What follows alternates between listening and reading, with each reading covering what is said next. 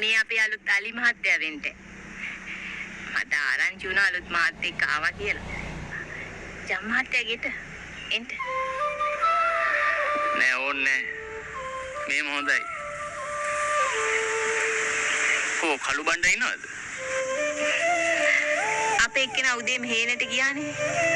එනකොට දවල්වි. එහෙනම් බණ්ඩට කියන්න මාව ඇවිත් හම්බ වෙන්න කියලා. ඒ මොකටද මහත්තයෝ? මට ආරංචි බණ්ඩ රැට දඩේම යනවා කියලා. ඕවා මුලින්ම නතර කරගත්තේ නැත්නම් පස්සට කරදර වෙන්න වෙයි. අපි ඕවා කතා කරලා විසඳගමු මහත්තයා. මහත්තයට බොණ්ඩ මොනාරි හදන්න. මහත්තයට තිබහත් ඇතිනේ. යමුගෙට. නෑ ඕනේ. මට තිබහ නෑ.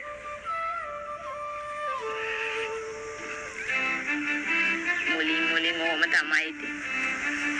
පස්සට හරියයි. කලින් ආපු මාතුරුත් ඕම තමයි. ඊට පස්සේ මට ඉඳි හිටින්න දුන්නේ. මට ඔය කතා වලින් වැඩක් නෑ. අනික මං ඔය අනිත් මහතුරු වගේ නෙමෙයි. මං ආවේ මගේ රාජකාරී කරන්න. මං යනවා.